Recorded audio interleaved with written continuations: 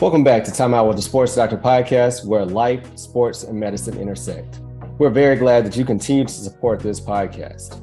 You can get the information on any platform where podcasts are played, as well as getting the video content on YouTube. But if you want to just get one place to find all the content, go to my website at DrDerrick.com, and you will find everything on that website. So without further ado, let's get into this episode. Welcome back to another episode of Time Out with the Sports Doctor podcast, and we have a special treat for you today. I promised that I was going to give you some kind of inside views of me personally, and I think that I have two guests today that are highly qualified to give a lot of insight, hopefully not too much dirt on my past. I have my brother, Thomas Burgess II, and I have Tony Thompson, who is a fake uncle and cousin, aka Coach Tony. But welcome both of you to the podcast. Glad to be able to connect with you in this way, and this is going to be a special episode for sure. Oh yeah, most definitely. I'm glad to be here, cuz. Appreciate you. Yeah. Glad so to be here. That was just very informal introduction, but Tony is part of a podcast as well. So tell us a little bit about the podcast that you help co-host. Man, we are about leaps and bounds, and I got some good news for you guys today, so you'll be one of the first to hear about it. But currently right now with a podcast called Interludes, talk on Tuesday with none other than my girl, Val Johnson, which we call her Val the Voice, my guy, Mr. Mike Womble, school teacher, both of them out of Chicago with me. We kind of reconnected, and they brought me on board, and now I'm doing sports talk with Coach Tony. And the number's been going great. And second week of August, I will be pulling away, doing my own podcast called the Pull-Up Podcast. I'm excited about it. We're going to break the podcast down in what we call 4 quarters, like a basketball or football game, something of that nature, cuz, where we're going to do first 15 minutes, talk about whatever, second quarter, third quarter, and then in the fourth quarter, if you have any knowledge, like what we're going to talk about a little bit today, if you have any knowledge on the subject in the fourth quarter, pull up on it, talk about it. And so it's been a big hit. I get a lot of guys talking about it. So I'll keep you guys informed. And when we do that, I'm definitely going to get back on here with the coach and the doctor. Yeah, no, that's great. Congratulations on that, number one. And, I've been a part of the Interludes and definitely would want to be a part of your new podcast coming. So congratulations. Oh, yeah. And then, of course, my brother, who is highly qualified, stayed in the same home with him for, I guess we'll say 15 years since he's older. He graduated and went off to college. But we shared many moments together. Just a big brother. He's formerly works in human resources. He lives in the DC metro area in Southern Maryland, and has recently accepted his call into the ministry. So very proud of him with that. Tommy, just tell us a little bit about yourself. All right. Thank you, Doc. It's the sports doctor, Dr.Derrick.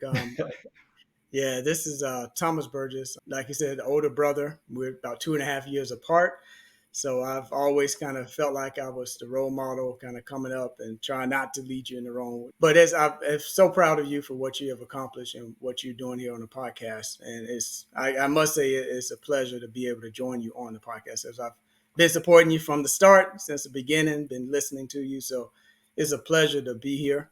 As my brother said, I went to school in Huntsville, Alabama, University of Alabama, Huntsville, and did my graduate work at University of Alabama A&M, and been living in Maryland since 2006. So, and as you said, I just recently last year accepted calling into the ministry. So that's been going well so far. I've had a couple of sermons under my belt, and it's just been good just to fulfill, I feel like, the purpose that God has put me here on this earth to do, and that's to share his word with others. Yeah, so that's great. I echo that real quick too, cuz I remember that first night he dropped that first podcast.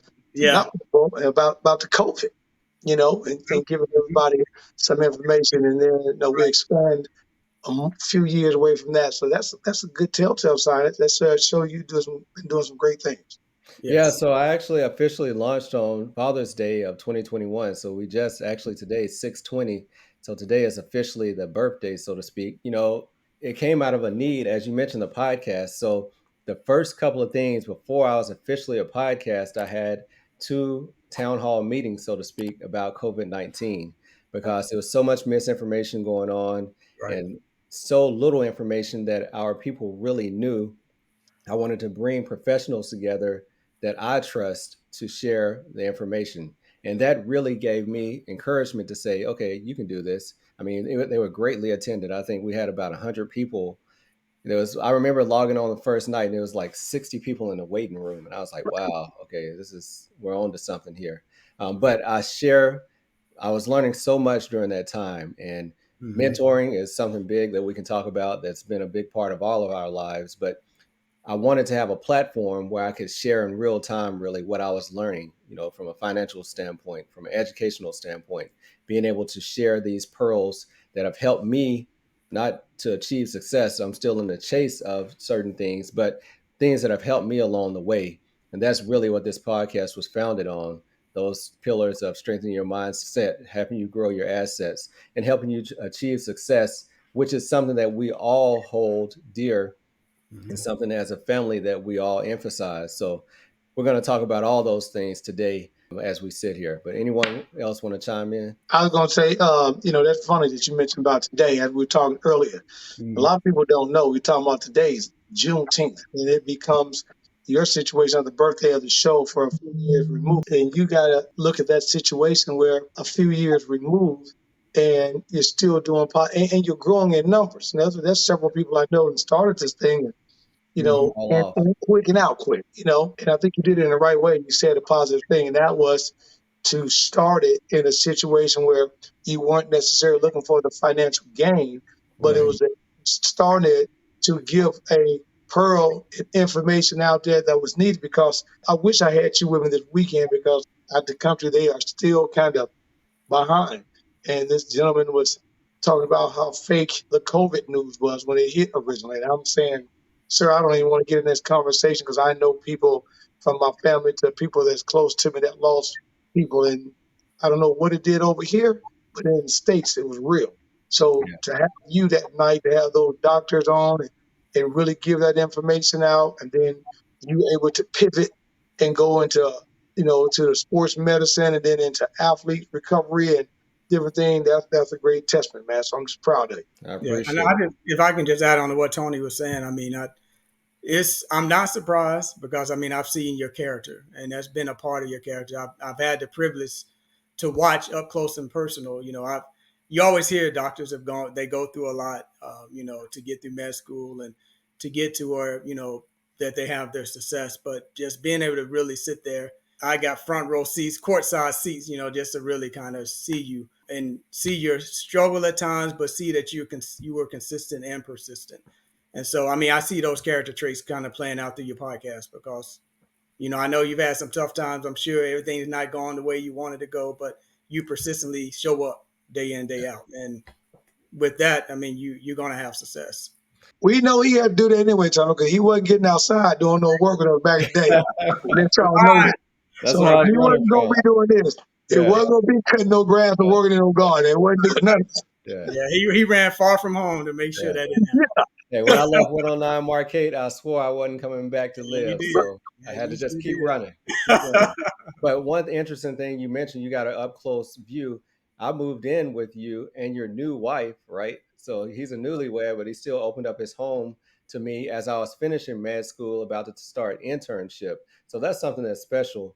And I'm sleeping in your bedroom on the couch or whatever, and you're watching me grind it out and watching me just kind of fight and claw. Because remember, I didn't get accepted into orthopedics right away.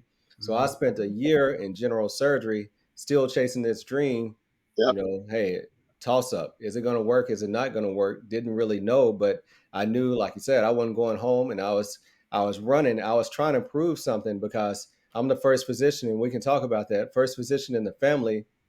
We're all second generation college educated. Our mother was the first person to complete college in the family. So, we were handed that baton, and it was never, once that floor was set at college, it was no going back, in my mind at least. And I was trying to push the agenda to a higher level. So I was motivated by all of those things. And sometimes we talk about we're the first doing so many things still, we still feel like we're carrying the community or carrying the neighborhood on our back or carrying the family name as we strive to, achieve things that have never been done in our family before. Exactly right. And for those that's looking tonight, I'm the oldest nephew, but more like the youngest brother.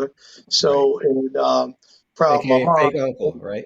Right, Yeah. that's for Tunkel, right? Right, now for Uncle. Right. So, with my mom leaving Alabama and moving north in Chicago to come home, I'll never forget when my aunt called me at a time I was in coming back and forth trying to mess up both of you guys. Hey, but I was, we were having fun, but at the same time, we didn't know we was really learning. And as Right. they call getting the real fruits of labor, being taught something.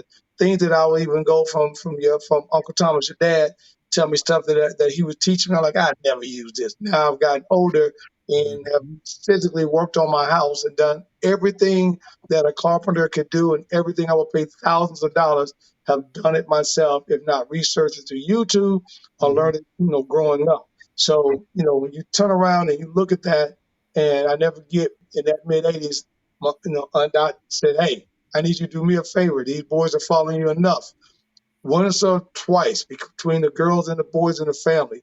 I need you either to set the precedent for the boys to make it hard for them to run at, and then we got to find a female in the family. But we have got to do something that we pick back up our education. And since I ended up going on, graduating, doing the things, every one of the cousins, the boys on this side, have all done well, and it's been awesome. Yes. So let's talk about work ethic, and how what we learned at such an early age, the thing that we were running from at that time, how that came into play as far as being able to complete college or, stick to these jobs that you might not want to do or, create things. Talk about how the early lessons that you learned at home, in Muscle Shoals, Alabama, how that still is with you now. Well, I was running away from cutting them trees and doing that grass. But Yeah. Too. seriously, I think that me, I'm a little different than the two of you guys. 'Cause I really got a chance to see the family, the gardens. I got a chance to see the field work. I got an opportunity that I was just talking to my granddaughter today, special day about Juneteenth, about our great grandmother. One of the latest persons to be on that side of the fence when it comes to creating what we have in this country today, born in the late 1800s. So, I get an opportunity to really experience a situation where kind of I said I could either indulge in this and become a farmer slash a field hand worker, or I can figure out what the next move is going to be for me. But being in the family and seeing everyone work basically with their hands, right? And only a few of us had that opportunity to really work with the mindsets and doing things. I had an opportunity to get a mixture of it. So as the concrete city of Chicago have you hard knocks, big shoulders, people don't care if they like you or do like you, either you're going to get with it or get on. So I had to figure that piece out. And as I did, the hard work just became, wait a minute, I'm in a city now. It's cold. Yeah, but I just came from 100-degree weather, working outside in the garden every Right. day with mosquitoes, bugs, snakes, and what have you, dealing off the fruits of the land. So this is not even that difficult if I put my mind to it. And that's the work ethic that I started to gather, started to do. So as I jumped into coaching, I started to put that same type of work ethic in my players. And 500 or 600 players later, I'm still out here doing this over 20 years. And just to tell a cousin Tommy, I just took a brand new head coaching job at an all-girl Catholic high school here in Nashville, Tennessee. Excited about this role because they're in last place, and all I can do is go up from here. Coach That's right. Prime in the building. I know, right? Hey, Prime all time, baby. That's it yeah. on time. For me, it probably I've heard you echo it a little bit, Derek, Dr. Derrick yourself. That growing up, we already kind of knew we had two options, and Dad always told us that it's either you're gonna you're either gonna kind of do the manual labor like Tony said, or you're gonna get your education. Right. But I mean, I do appreciate. Of course, I didn't appreciate it, and I know you always remember that getting up early on Saturday mornings when you want to sleep in and or eat your cereal and watch cartoons, and Dad come busting in saying, it ain't your birthday, get up. Right. So Hey, Yeah. that's Yeah. that's why I ate them biscuits. You weren't getting text messages at that point. People No, were calling the house saying or paging you, asking you where you're going to be at the mall or going to the movies at night. And the exactly, question was, I don't know. It depends on what time exactly. I get done with work. That, Because that Right. was dad didn't care about your work, your social life. He cared about the work getting done. So many yeah, nights you coming home at 8 o'clock, like I'm too tired, but I think yeah, I still want to try to go out, But that was never the president. I mean, that was never important to him. It was about I'm mhm. working, so you're working with me, and That's when it. we get finished, we'll go home. Right. And if you get a chance to go out, fine. If not, then too bad. Yep. But that definitely taught me that. I mean, staying in the bed is not your way to success. Right. Sleeping late is not the way to success. So he showed me that you got to get up early and you got to grind, and and that's stuck with me, and that's been a life lesson. And no matter what I've gone through, like I've had my setbacks in school, and I've had my struggles, but like you said, I never planned to go back. So I never had a safety net. I'll put it that way. It was only going forward. It was plan A. It wasn't plan B or C. So when you put that kind of, obstacle, I mean, you put that in front of you that your plan is not to go back, it's only to go forward. Then you're forced to kind of keep moving, and you got to struggle or you figure it out as you go. Right. But you know that no matter how much you struggle, it's just putting one foot in front of the other, and you're stepping it out, and you're trying to make it work. And so that's a lesson that I've learned, and it stuck with me that you just got to figure it out, but never stop moving forward. Yeah, Tommy, that's funny that you say that. I just had a conversation with one of my players trying to get him signed. Look, he got signed over here in Mexico, but this is kind of funny, but it was reality, and I was trying to teach him a lesson. And the general manager, right, of the organization was talking to the kid and says, well, tell me what you got going on. And we had already worked through it. But I said, tell him, you homeless. He said, what you mean, man? I'm not homeless. I said, yeah. If you let these guys know that you're homeless, meaning that you've already done what you had to do in the States, Mm-hmm. that if you don't get this job or what you're looking for, you are homeless. So Right. you're over here to do whatever it takes, put the hard work in, show Mm-hmm. what you need, show why you showed up, and show out. If you don't do that, then you become another one of the ball players that's trying to make it. But if Right. you're hungry and you have no place to go and no place to live, Yep. then your work ethic is completely different because you can Right. see the opportunity. That's So it. you're talking about grit, right? So I'm sure we've all worked with somebody who had higher qualifications or better trained, might have gone to a more prestigious school, but once it gets in real life situations, many times they'll fold. So talk about, the grit and the role that grit plays. Like you mentioned, once you burn the ships, right? And there's no turning back. And like, okay, it's basically I do this or bust, how does that keep you moving forward? Man, on the coaching side of the house, Tommy, you and Derek both know this roller coaster ride of coaching. I tell everybody this is the most cutthroat thing that I've been involved in outside of the music industry. But I tell you what got me really to this point. My homeboy, Mike Drew, as we came out of college, you guys know I talk about my boy Mike all the time. He's out in Phoenix now. But he always told me when we were coming out of college, always prepare yourself and dress for the job you want, not for the job you got. Yep. And when I got in and came back, finished playing ball and whatnot, I wanted to get into law school, right? So I get into law school. I'm sitting there for a little over a year, and I'm watching all my buddies in sales, right? And I'm working during the summertime, trying to just get through a first year, struggling to get through the first year. Didn't have that grind in my mind like you had, trying to be the Dr.Derrick. And so I'm watching my boys, man, play golf, have fun. I said, wait a minute, it's got to be something else. So I leave, but your mama still ain't let me down about that to this day. And I go hard right into sales. Not only do I do a hard right into sales, I go into commissionable sales where I had no base. That means that the boss didn't care what you did this month. What have you done for me lately? So, Tommy, you hit it right on the head. I had to beat the first guy up. And I wasn't in no easy market. I'm in Chicago, right? I'm in Chicago. My first territory was Detroit, Michigan.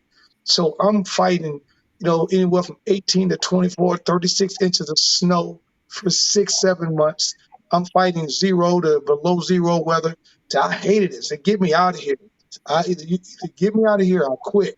So I moved to Chicago, and pretty much get the same thing. So I either had to tough it out or decide to make another turn. And I said, you know something? The money was too good to get out. So I had to figure out the process. And as you said, Tommy, once I figured out that process of getting up early, early bird gets the worm, as long as I got up and could get the work done, I could always knock off early, which was Mhm. the same concept of our forefathers and our family working in the field. They Right. got up early before the sun got to them, put that work in so that everybody could eat that day. And I think the balance of that process taught me a good situation and it's helped me 30 years later. Yeah, I can say for myself, it's being able to stay flexible, and being able to pivot, because in life you never know what life would, because it's all about the journey. And Right. I think oftentimes we look at success that we're trying to get to it, but I've often heard others say it's all about the journey, and it's the journey is where you learn the most. And when you look back, that's the part, that's really the biggest part of the process is the journey. And whatever your success looks like, it's the journey. And so I could say for me, I started out thinking I wanted to do engineering, and then I knew I liked math. I knew I liked, I know I wasn't too big on science, but I knew I liked math. But I went to a summer program, remember it, Mike Oh, program down in yeah. Yeah. Auburn University, and I realized maybe this ain't, maybe this not quite what I want. And so I went into finance and I went into banking. And then I did banking for a little while, but I was like, I learned a lot because I got to see financial statements. I got to see how others were living. And it really, I felt like God used that to expand my outlook, my mindset on, because I came up from such a humble beginning. I came from a small city. I had small time thinking, but really banking allowed me to see how others were living and what they owned, and so it helped to really open my mind, and even opened up my expectations of myself, because we grew up watching people. Now Tony's a little different because he went to the city, but in the South, I mean, everybody had a little one level house. You didn't see 2 or 3 story houses, and that's not what we were exposed to. So when I saw that, I was like, wow, this is what others is doing. And then when I moved to Maryland, it really even expanded me even more, because now I'm like, okay, I had a $100,000 house in Huntsville, but $100,000 ain't gonna work up here in I could DC. have been a DC way, You're gonna be on not the down the street from Obama. but it just opened my mind, and just being willing to not get stuck in one area, and being open. And so I've done finance, I've done financial planning, I'm now doing HR. So I mean, I'm learning different aspects, and the story is still being written. So I don't Yeah. know exactly how it's going to end, but everything I've learned so far has got me to this point, and I just I have a desire to keep learning. So I just, I'm just waiting to just kind of see what God has in store, because everything I've been through is for a reason. Yeah, absolutely. So as you were saying that, both of you, just comes in my mind, no steps are wasted. Even when you think in life, okay, I'm wasting my time, or this job is a failure, as long as you learn something, as long as you learn whatever lesson God has for you in that season, and don't forget it and take it to the next level, then you're doing what you have to do to reach where you're headed, right? Mhm. There's shout out to Noah Harris. He wrote a children's book called Successfield. Now, Noah Harris is currently a White House intern, but he was the first Black Harvard student body president. He's from Hattiesburg, Mississippi. I had a chance to interview him here on the podcast. He's accepted to law school already, and he did some work in Congress, and he just accepted a job in the White House. So, shout out to him. But he said that it's a journey to successful, not to success. It's not somewhere that you're going to reach it, right? Mhm. And because when you think you've reached it, you're going to get there and you're going to look around and say, no, this is not it. We got to keep going. So just no steps are wasted. Even if you feel like you're stuck in a situation, try to figure out what skill or what tool am I supposed to take with me from this. And then Yes. the other thing you were talking about is exposure, right? So everyone on this podcast tonight was taught, if you want it, work hard, right? We Mhm. weren't taught to invest. You were taught to work hard and save, dig a hole in the ground, get a pillowcase, throw your money in it, get a Right. savings account, whatever. But the word investment was never brought to our attention. Our dad had rental properties. So that was a form of investment, but we never knew really the stock market. We never knew how to Right. even leverage those rental houses to be able to, upscale and different things of that nature. So investments, I didn't learn really until I was right at the age of 40 to even start talking Yep. about investments. It was just, Same.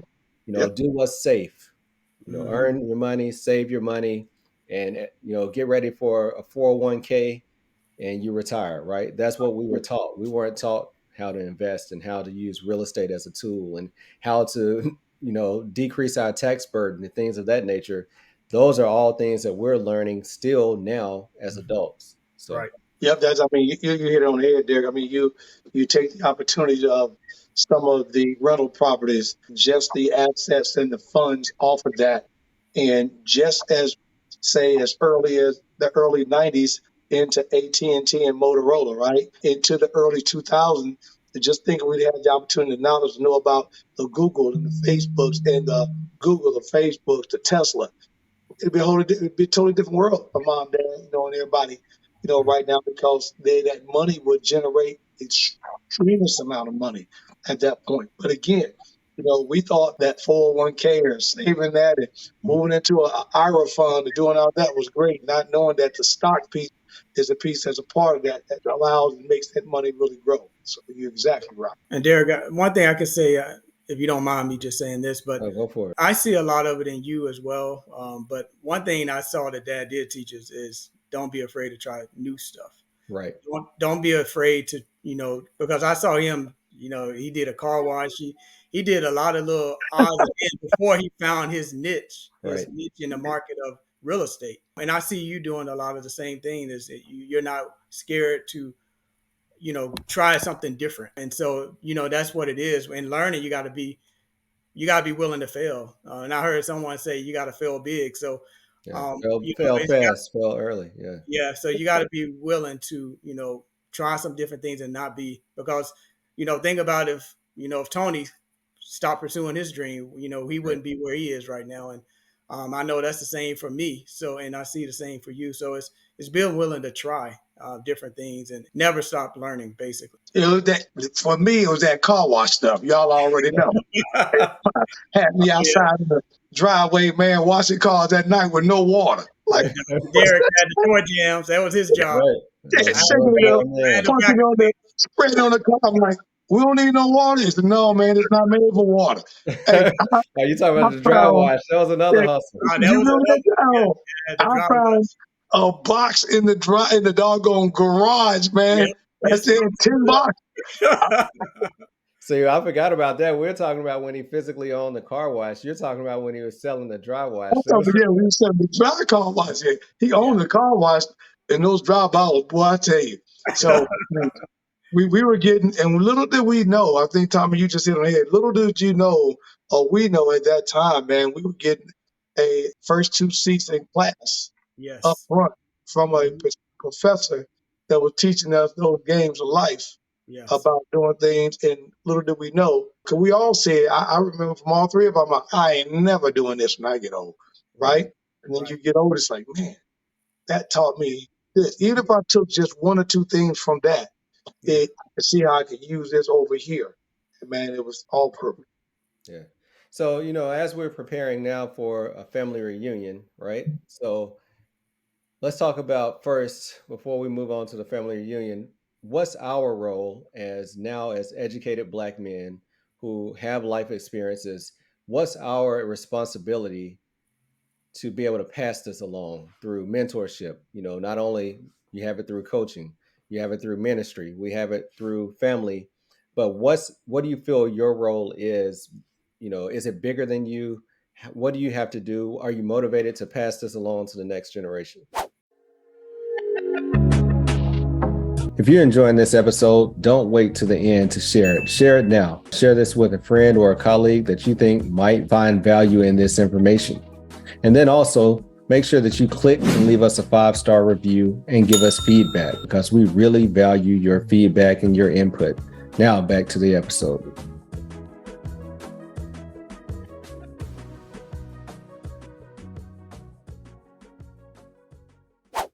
Well, man, I'm a little different than you two guys because you know what I mean. So, as I mentioned, I was with your little smart cousin today. So it really got me because she knew she being, for those that's watching, my granddaughter just turned 6, and I got a brand new granddaughter that was born on Good Friday. I nicknamed her Friday. Of course, we're fighting about that, but that's a whole nother story. But in my head, there to that question, just talking to her today, I was sitting down saying, "Wow." She was telling me today, Pop, I want to be an athlete. I said, that's no problem. I know that. I'm working on it. But she had a great knowledge of things that are going around from Martin Luther King and, Rosa Parks and the bits and pieces that she's learning. And to see her interact with her cousins last year at the reunion and to pick up the knowledge of that and now wanting more and wanting to make sure she come back to the reunion this year touched me more than anything I could possibly be around because that is that next generation, right?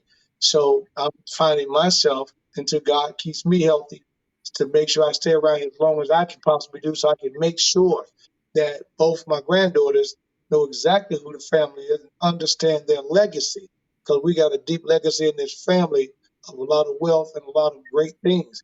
And I think sometimes when a lot of families get lost, it's too late and they got to go out by the graveside and they got to go by the Civil War sites to see what they're reading on the tombstone. I don't want that. I want to be in position to make sure that there's like a baton on the track.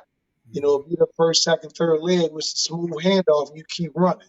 And that's what I'm doing right now. I'm trying to make sure I got a smooth handoff to my son, my daughter, and my granddaughter. I love that. For me, I say I think that's the importance of the reunion is because we can look back and of course, Derek, you and I grew up in the same house, but we had the benefit of, even though Tony grew up around us for a certain age, and even when he went to the city, he still came back most summers. So Right. it was like he was still with us. So, I think that part gets lost if you don't come together because in this time and age where, unlike our mothers and fathers who were all in one area, we're spread out. Right. You got Tony in Tennessee, you got you in Mississippi, I'm in Maryland, you got Marlon and others in other parts. So, if you don't have a reunion, like Tony was saying, the sad part is going to be, the tragedy would be that the next generation is not going to know each other the way we had the benefit of knowing each other's as first cousins. And so that's why I just feel like,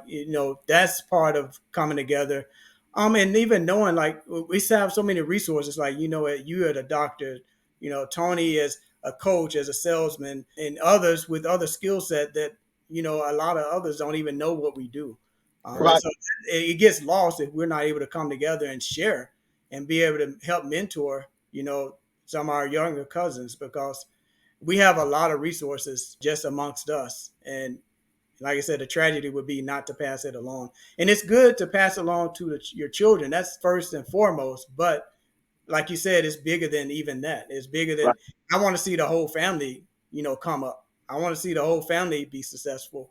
So it's looking even beyond your own bloodline. I mean, not your direct bloodline lineage, and want to see them succeed, but also see your cousins and everybody else around you succeed. So Yeah. to me, And, that's a big picture. As I want everybody to eat, as they say. I right. want Yeah.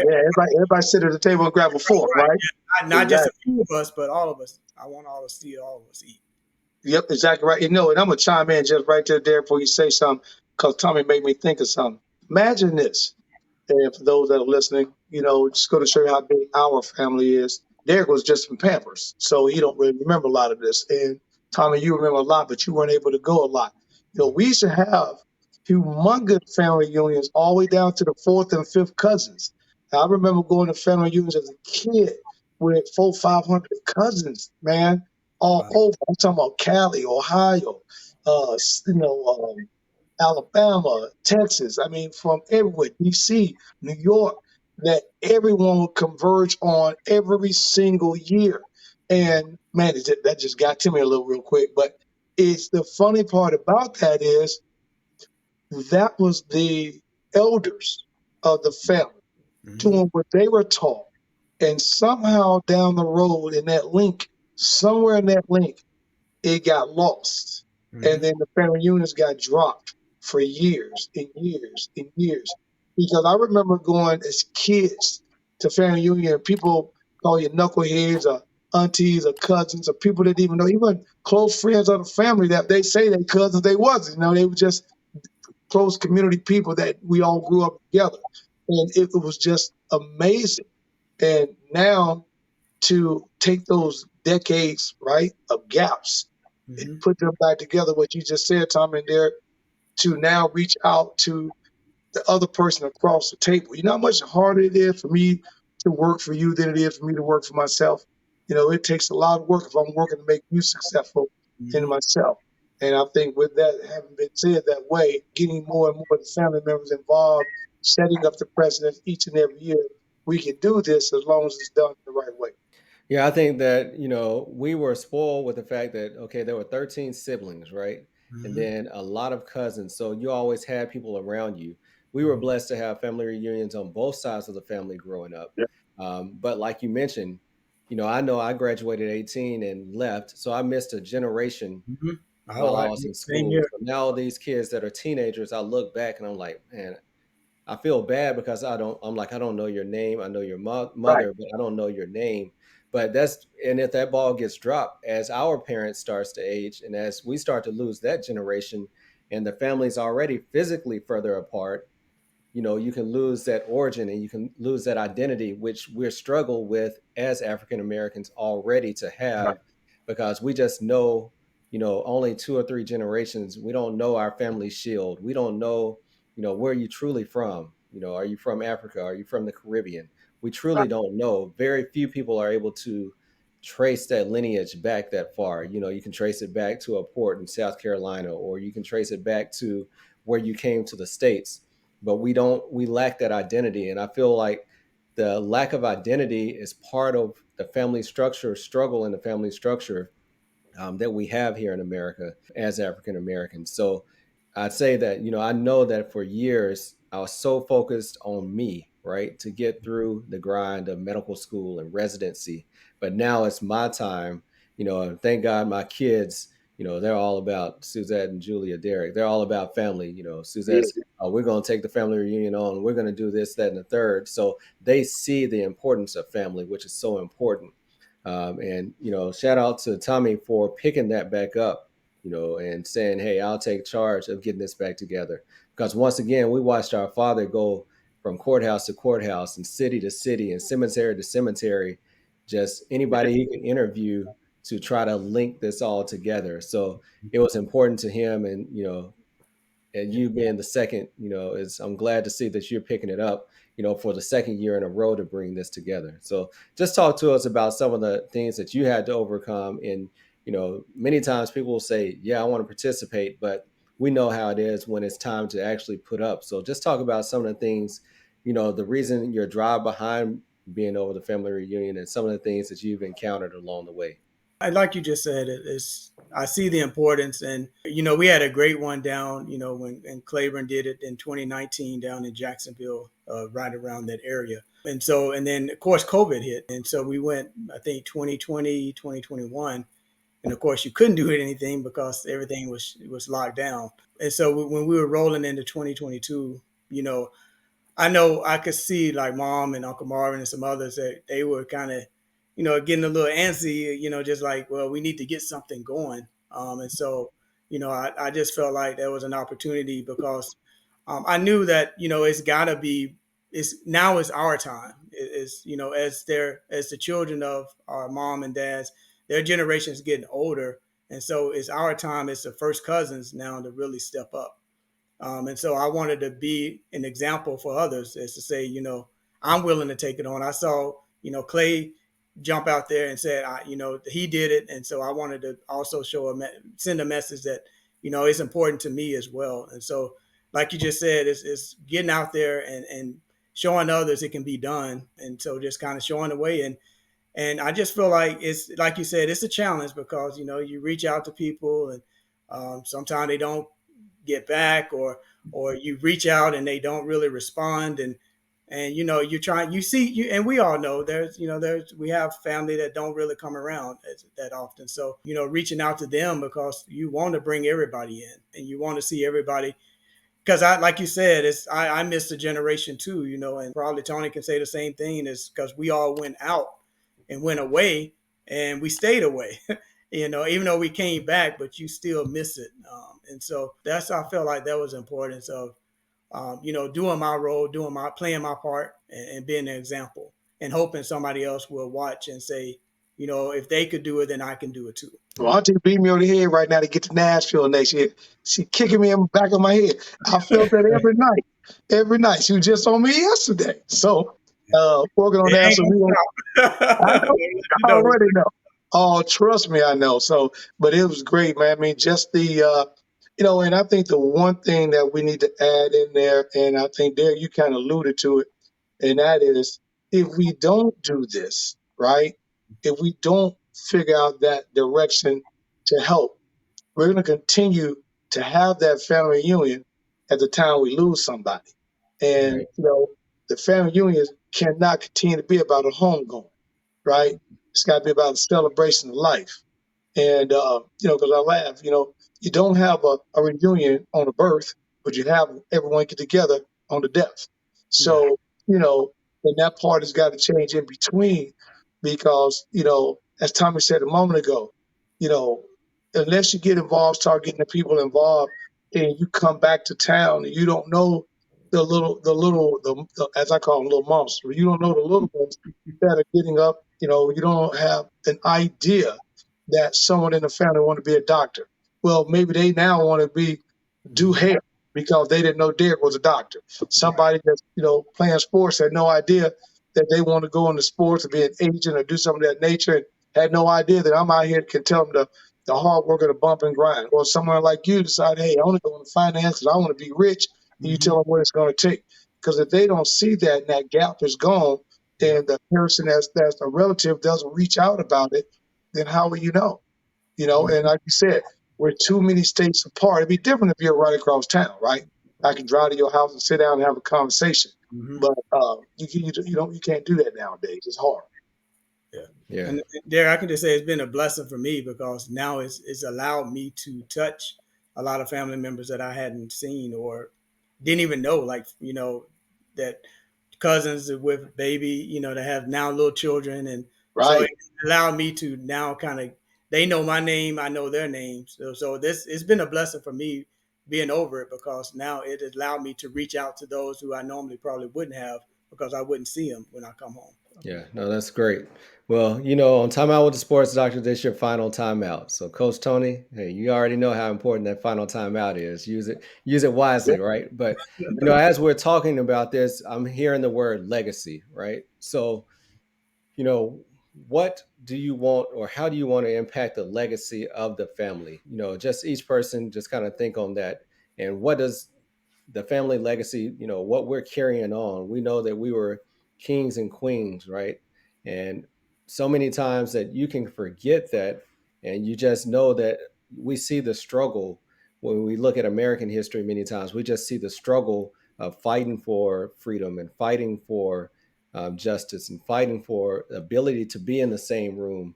And now we've been able to be into that room, and we've been able to benefit from the emancipation, and we've been able to benefit from civil rights. But there's more, right? It's not just surviving. So what do you want our family legacy to be? What do you want the legacy to be that we're going to pass on to the next generation?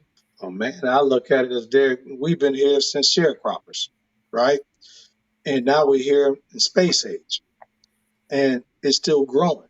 Our kids, our little cousins are going to see things that we're never going to see, experience things that we're probably never going to get an opportunity to experience.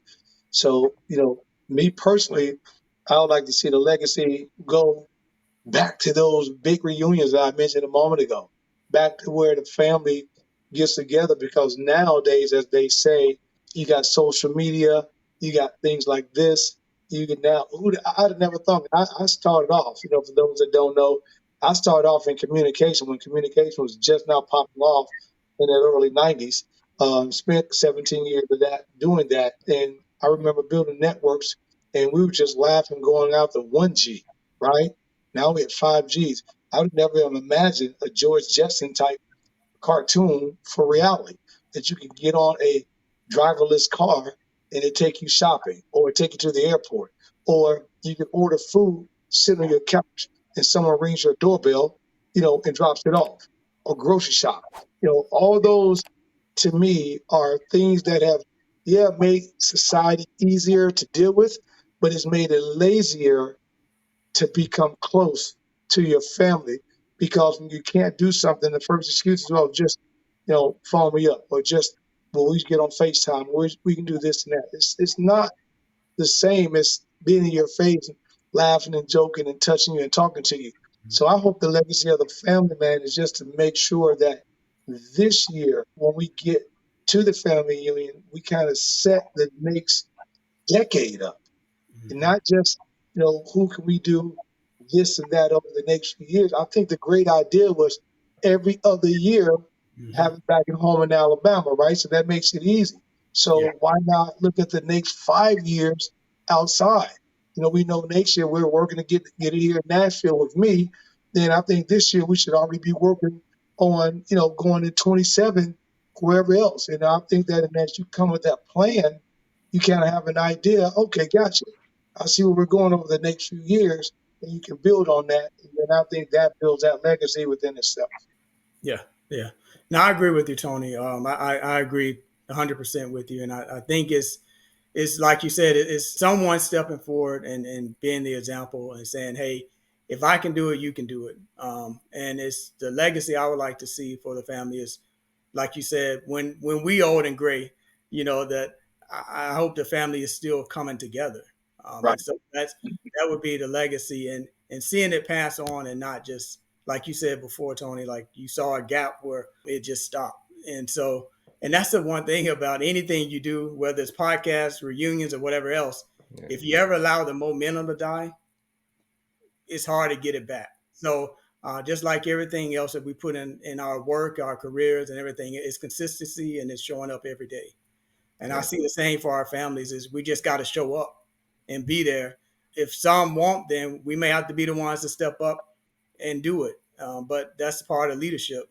And I think that's the role of us as men of the family, is we got to be the leaders that move us forward into the next decade.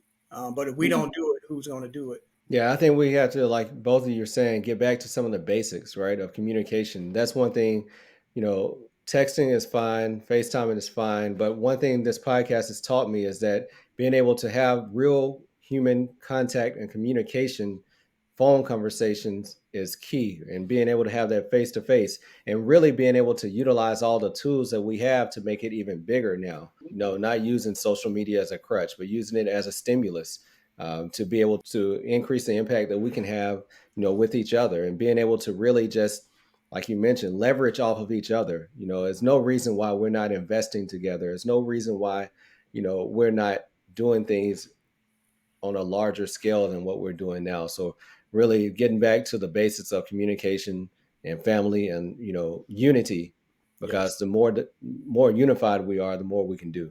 Oh yeah. I mean, I get perfect. I mean, y'all like my little brothers. You already know that. We never lost touch. Period. Right. At no Right. point in life. So, I don't care if I was on the road. I don't care if I was in the game. I don't care whatever the situation was. I was always able to call. If you were busy, Tommy was busy, you guys got back to me. If you missed out on a piece of your work while you were grinding that workout, you moved to Cincinnati. People don't know that. So, Mhm. I get to roll, came to Cincinnati a couple of times, allowed you to show me some different ways of some things that I was doing in the industry that I was trying to be successful in. You say, hey, Tony, open your mind up. You need to come on here and learn this, because this will make what you're doing even better. And I still use those to this very day. So I think that, one, we need to do and continue to do a great job to know what each other does in the family, so Yeah. that the younger generations come up can have that touch, can know what's going on. And I think that opportunity of leaving that legacy, or that opportunity of starting to develop that legacy, comes a little easier. And Absolutely. just a little sneak peek, you all will have that opportunity to do that Yeah, right, right, right, right, here right, right. recently. Yeah, here soon you're gonna have that opportunity to do just Oh that. yeah, and you mentioned a moment ago, get old and gray. I'm still gonna be clowning. So heck, We know you that. know, yeah, Yeah. we ain't gonna never have one board time though. Get my little favorite Suzette them come around. We ain't never had a board time at all. Right. So, Yeah. Yeah. and that's the key. I think sometimes I think, man, we get in some situations. I was talking to this family, not on our side, but outside of the family, just how they kind of do things. And there's one of my players that was with me, and the mother says, Coach, I know we're on the road. You just said a prayer for dinner. I said, that's what happened. I blessed the food. And I said something else. She said, well, God help me, because I can't tell you the last time I seen a church or the last time I said a prayer. And I said, I get it. I don't have absolutely anything against you doing it, but I'm just telling you, while you're with me and you're on the road, whether you see it or not, I'm going to give it to you. Now, what you do with it, it's on you. You know what I'm saying? I'm not going to force it up on you, but I'm going to pray for myself. So if anyone's in my way, they either going to get it or they're going to hear it. And I think sometimes that we sit back and we think, oh man, I'm too big for this, oh, I'm too this and that, until it gets too late and we need the help. Now we try to stick our hand out, trying to get somebody to come back and pull us up. Well, if you haven't done those things over the years, Right. people, one, don't know that you need help, and two, don't know when to help pull you up. And I think that's the thing that we've got to continue to do. And I think we did a great job. Man, I really appreciate, Tommy, the work you put in this, pulling this back together. And I'm one of those busy people, but I would tell a lot of people, if I can slow down for a second, then anyone in this family can slow down for a second. Yeah, we got to make it a priority for sure. Yeah. If you don't make it a priority, it won't happen. Yeah, you said that last year, Derrick, at the reunion. It's got to be a priority, and if you're not there, then your action show is not a priority to you. But hey, I appreciate you both coming on. This was just something that popped in my mind. I said, let's try to do it. And you both were receptive, and here it is. So, that's how things, sometimes you just have to respond in the moment. I appreciate you. I love both of you. I can't wait to see you and spend time with you this weekend. And, I appreciate what you do. So I'm still going to see therapists, trying to forget some of the things Tony taught me over the years. But hey, overall, it was for the good. Hey, they were great, baby. That gave me those lifestyle. And one other thing, real quick, you're gonna laugh. I'm not gonna tell you. Uncle Bo hits me up the other day and texted me 2 pictures, man. That's all I'm gonna say. So all I'm gonna tell you, you got to get him and actually show you them pictures. But it's funny, man. I'm glad we got an opportunity to do this, man. And man, I love you guys more than life itself. And, Same. and again, making sure that we continue to do this in a way. And also, you guys out there in podcast land, keep your ears out, because the coach and the doctor are going to come together for All a right. show and do a big show, teaching you guys about the sports side of the house, along with your ailments, and how to stay healthy and how to make sure you be successful. And make sure you look one quick shout out this Thursday night. Make sure you tune into the NBA. We got our own Brandon Miller here in Nashville, my son's best friend, probably be the number 2, number 3 draft pick. Wish him nothing but the best. And that's just how we do, baby. Yep. All right. Well, hey, thank you for your time, and I'll be in touch with you shortly. Hey, in the words of my boy Mourning, and I'm out. I'm out. Thank you for continuing to support this podcast. If you enjoyed this episode, then please leave a 5-star review. And if you haven't done so, subscribe so you continue to get the updated episodes. Until later, peace. Hey, TimeOut with the SportsDr. Keep our head right in the game. We ain't never stopping. You are now tuned in. Trust you don't want to miss. This is where life, sports, and medicine.